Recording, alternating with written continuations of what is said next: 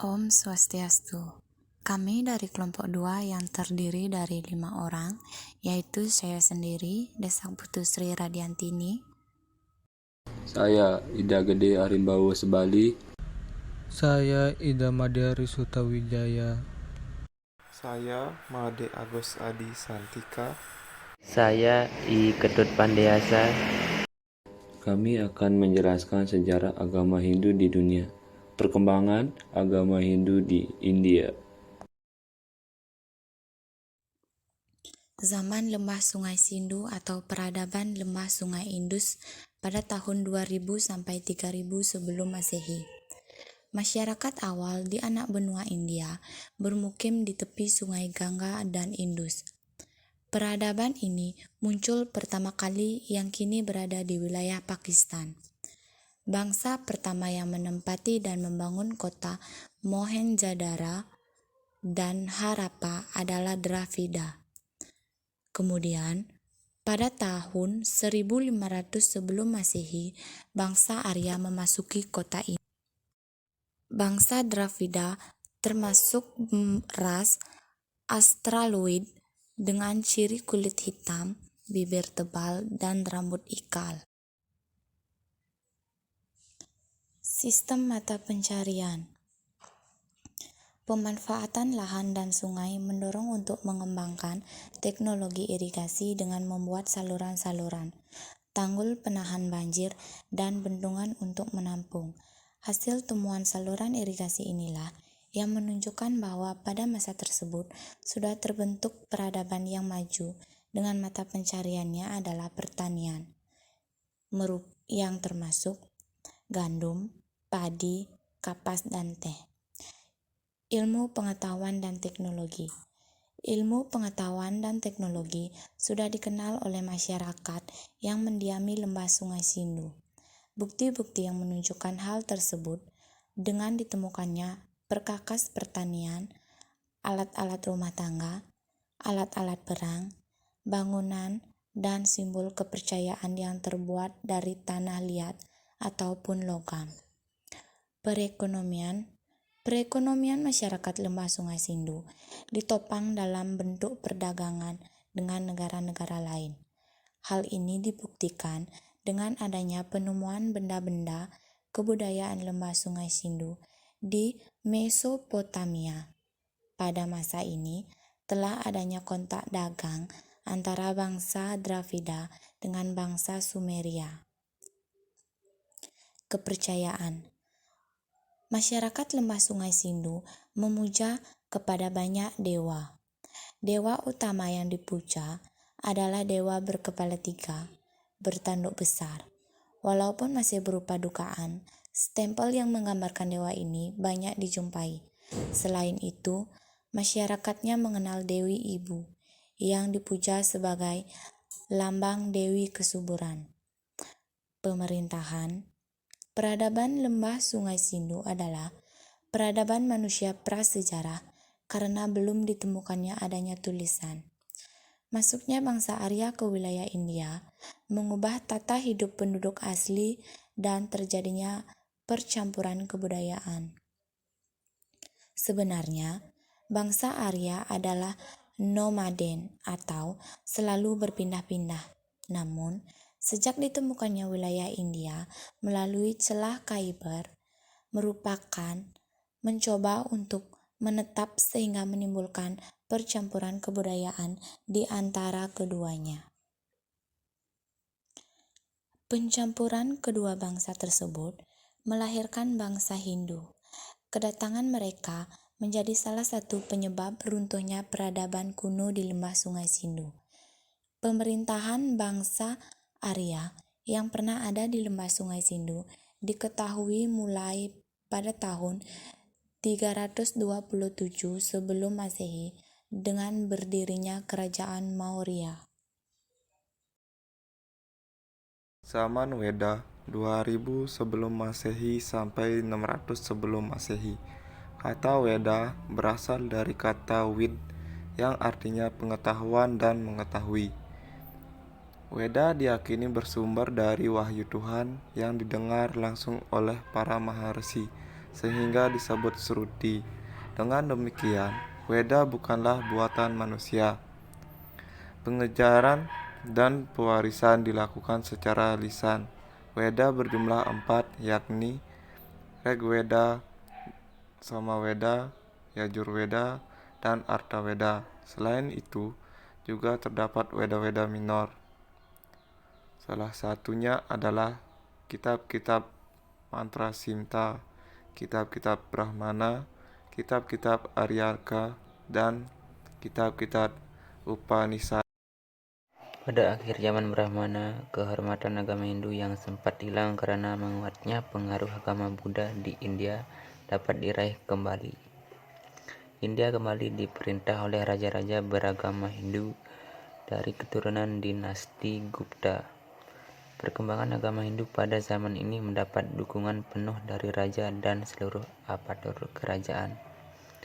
Mereka semua aktif mengembangkan dan mengagungkan agama Hindu.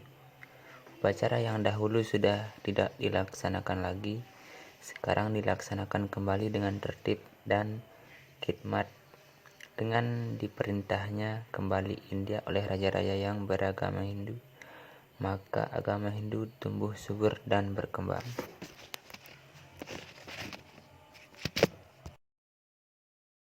Zaman Purana.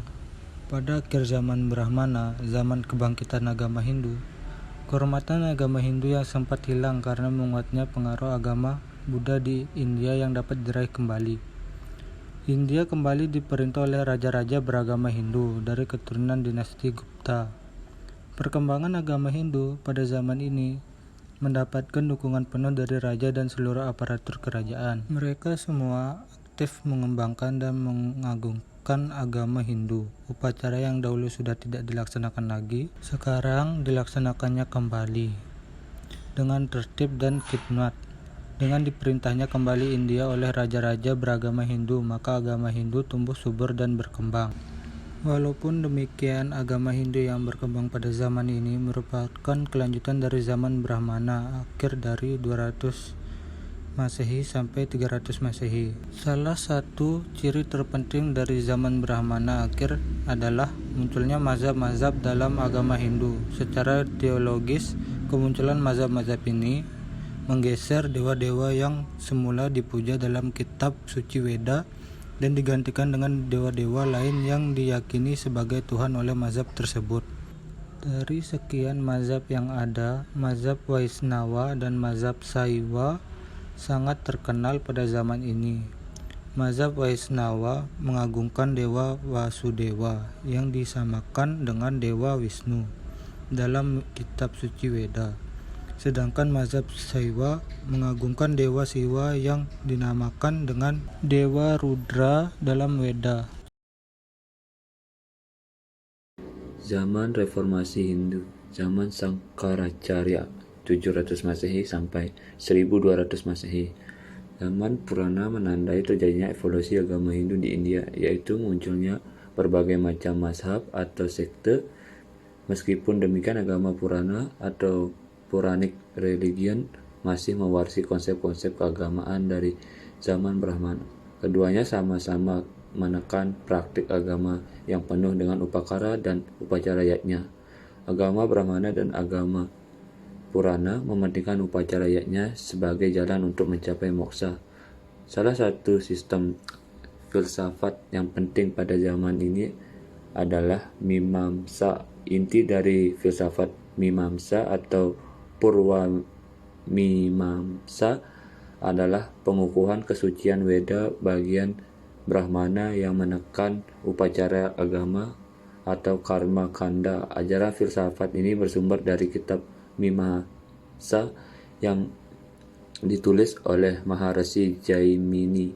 Filsafat Vedanta secara sistematis disusun dalam kitab Vedanta Sutra yang ditulis oleh Maharishi Bagarayana. Dalam perkembangan kitab Veda Sutra ini mendapat komentar dari beberapa ahli yang kemudian menjadi pemimpin atau tokoh aliran Vedanta.